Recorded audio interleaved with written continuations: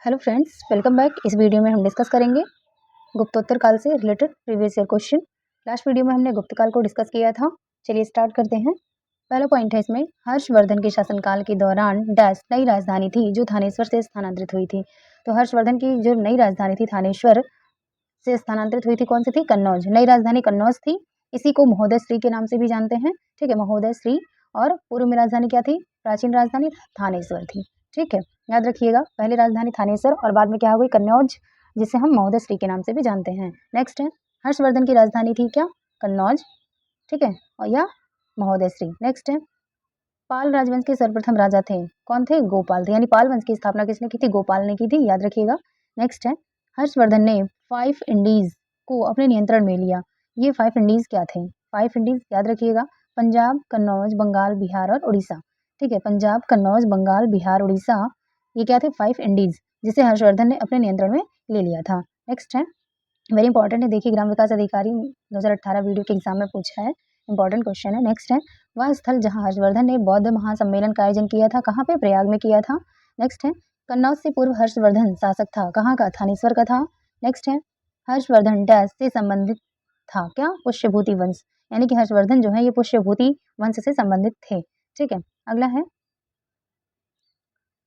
पुष्यभूति, और बता दें कि पुष्यभूति वंश का जो संस्थापक था कौन था? पुष्यभूति ही था। इस नाते से पुष्यभूति वंश के नाम से भी जानते हैं। ठीक है, अगला है, रवि कीर्ति का ऐहोल शिलालेख पुलकेशिन द्वितीय की डैश पर विजय के बारे में विस्तार से वर्णन करता है। ठीक है, तो पुलकेशिन द्वितीय की किस पर विजय? हर्ष पर विजय के बारे में विस्तार करता है कौन? रवि कीर्ति का ऐहोल शिलालेख। ठीक है, अगला है, हर्षवर्धन के शासनकाल में भारत आया कौन? जुआनजोंग या वेनसोंग। वेनसोंग को ही जुआनजोंग भी कहते हैं, याद रखिएगा, जो कि हर्षवर्धन के शासनकाल में भारत आया था। नेक्स्ट है, राजा हर्षवर्धन के दरबारी कवि थे कौन? बाणभट्ट थे। नेक्स्ट है, चीनी यात्री फेंगशोंग डैश की शासनकाल में भारत आया, किसकी? हर्षवर्धन के शासनकाल में। नेक्स्ट है, डैश एक चीनी बौद्ध भिक्षु था जिसने नालंदा में बौद्ध शास्त्रों का अध्ययन किया था और 627 से 643 ईस्वी तक भारत की 17 वर्ष की लंबी यात्रा के लिए प्रसिद्ध है। तो कौन था? वेनजोंग। वेनजोंग जो था ये चीनी बौद्ध भिक्षु था जिसने 627 से 643 ईस्वी तक भारत की 17 वर्ष की लंबी यात्रा की थी इसने। हर्षवर्धन की मृत्यु के बाद प्रतिहार, पाल एवं राष्ट्रकूट वंश के राजाओं ने डैश पर आधिपत्य प्राप्त करने के लिए दूसरे के साथ युद्ध किया। यानी कि प्रतिहार, पाल और राष्ट्रकूट वंश के राजाओं ने कन्नौज पर आधिपत्य प्राप्त करने के लिए जो है आपस में लड़ाई की थी। नेक्स्ट है, डैश चीनी यात्री नालंदा आया तथा छात्र और शिक्षक दोनों के रूप में रहा। वेनसोंग था जिसने वहां पे पढ़ाई भी की छात्र के रूप में और फिर वहीं पे शिक्षक भी बन गए, वेनसोंग। नेक्स्ट है, बाणभट्ट के दरबारी कवि थे, किसके? राजा हर्षवर्धन के दरबारी कवि थे। नेक्स्ट है, हर्ष की मृत्यु के बाद 7वीं शताब्दी के आसपास डैश प्रभुत्व में आए और उनके काल को भारत के अंधे युग के रूप में जाना जाता है, कौन? राजपूत। यानी राजपूत काल को भारत के अंधे युग के रूप में जाना जाता है, जो कि हर्षवर्धन की मृत्यु के बाद आया। नेक्स्ट है, चीनी यात्री इत्सिंग डैश में 3 वर्ष रुककर संस्कृत सीखा। तो चीनी यात्री वेनसोंग के बाद इत्सिंग आया था जो कि 3 वर्ष रहकर संस्कृत सीखा, कहाँ पे? ताम्रलिप्ति में। ठीक है, अगला है, 9वीं शताब्दी में स्थापित प्रसिद्ध विक्रमशिला विश्वविद्यालय की स्थापना डैश ने करवाई थी, किसने? धर्मपाल ने।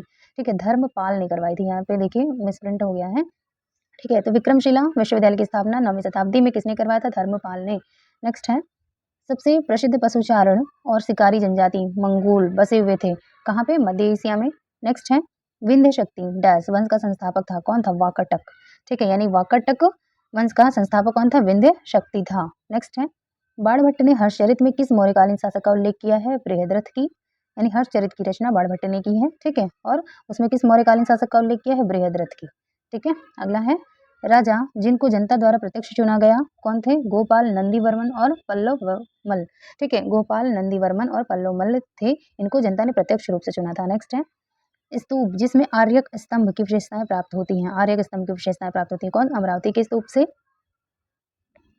स्तूप जिसमें आर्यक स्तंभ वाले मंच की विशेषताएं मिलती हैं, किसमें? अमरावती और नागार्जुनी कोंड में। ठीक है, नेक्स्ट है, शासक जिसने 4 अश्वमेध यज्ञों का संपादन किया था, कौन था? प्रवरसिंह प्रथम ने 4 अश्वमेध करवाए थे। नेक्स्ट है, वल्लभी विश्वविद्यालय स्थित था, तो वल्लभी कहाँ है? गुजरात में है। नेक्स्ट है, 6वीं 7वीं शताब्दियों में एक मौर्य वंश कहाँ शासन कर रहा था? तो 6वीं शताब्दी या 7वीं शताब्दी में एक मौर्य वंश कहाँ शासन कर रहा था? लाट में। ठीक है, अगला है, कदम्बों की राजधानी वनवासी स्थित थी, कहाँ? गोवा में। नेक्स्ट है, प्रतिहार अभिलेखों में संदर्भित सिक्कों का नाम था क्या? द्रह्म। ठीक है, द्रह्म जो था ये सिक्कों का नाम था प्रतिहार अभिलेखों में मिलता है। ठीक है, अगला है मध्य प्रदेश के हरसूद शहर का निर्माण किसने करवाया? हर्षवर्धन ने। नाम से स्पष्ट हो रहा है, हरसूद शहर का निर्माण हर्षवर्धन ने करवाया, जो कि मध्य प्रदेश में है। नेक्स्ट है सम्राट हर्षवर्धन ने 2 महान धार्मिक सम्मेलनों का आयोजन किया, कहाँ पे? कन्नौज और प्रयाग में। ठीक है, वेरी इंपॉर्टेंट है, बहुत बार पूछता है क्वेश्चन। नेक्स्ट है हर्षवर्धन के शासनकाल में चीनी यात्री डैश ने भारत यात्रा की, कौन? वेनसोंग। रिपीटेड है। नेक्स्ट है डैश की शासनकाल में चीनी यात्री वेनसोंग भारत आए, किसके? हर्षवर्धन के। नेक्स्ट है भारतीय सम्राट हर्ष की जीवनी हर्ष चरित्र हर्ष की कार्य हर्ष चरित्र का मतलब हर्ष की कार्य डैश ने लिखी, किसने? बाणभट्ट ने लिखी थी, जो उनके दरबारी कवि थे। नेक्स्ट है राजा शशांक जिनके विरुद्ध हर्षवर्धन ने युद्ध की घोषणा की डैश साम्राज्य के शासक थे, तो राजा शशांक किस साम्राज्य के शासक थे? गौड़ साम्राज्य।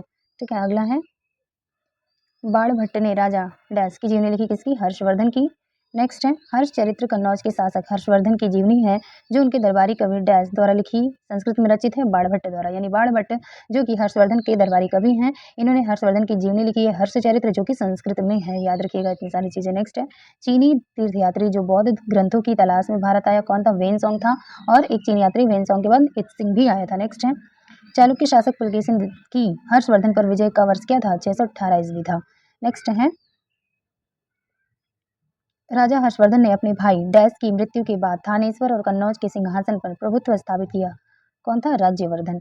राज्यवर्धन क्या था कि राजा हर्षवर्धन ने अपने भाई की मृत्यु के बाद थानेश्वर और कन्नौज के सिंहासन पर प्रभुत्व स्थापित किया, यानी कि हर्षवर्धन ने प्रभुत्व स्थापित किया था, किसकी जगह पर? राज्यवर्धन की जगह पर, जो कि इनके भाई थे।